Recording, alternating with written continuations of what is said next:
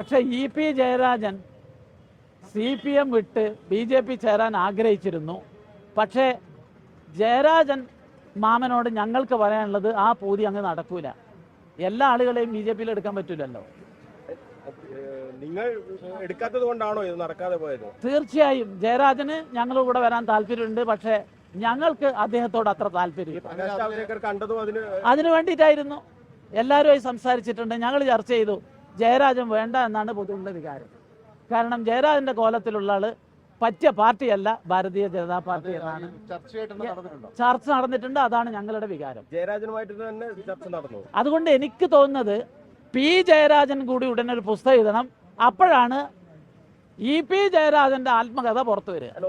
EP ജയരാജന്റെ ഈ പുസ്തകത്തിന്റെ ഉദ്ദേശം ഗോവിന്ദ മാഷയെയും P ജയരാജനെയും വിമർശിക്കാൻ വേണ്ടി തട്ടിക്കൂട്ടിയൊരു പുസ്തകമാണ്. സത്യത്തിൽ ഇന്നലെ എല്ലാ ആളുകളെയും ക്ഷണിച്ചു. ഈ പാർട്ടിയുടെ ഏറ്റവും പ്രധാനപ്പെട്ട ഗോവിന്ദ മാഷ വിളിച്ചില്ല. സത്യത്തിൽ പിണറായി ഉൾപ്പെടെ പങ്കെടുക്കുന്ന ആ പുസ്തക ചടങ്ങിൽ ഞാൻ പ്രതീക്ഷിച്ചത് ഗോവിന്ദ മാഷ അധ്യക്ഷനാവുമെന്നാണ്. ഗോവിന്ദ മാഷ പരിപാടിക്ക് ഒരു കത്ത് പോലും കൊടുത്തില്ല. അത്രമാത്രം ഗോവിന്ദൻ വിരോധമാണ് EP ജയരാജന്റെ പുസ്തകത്തിലും പ്രകാശനത്തിലും കാണാൻ സാധിച്ചിട്ടുള്ളത്.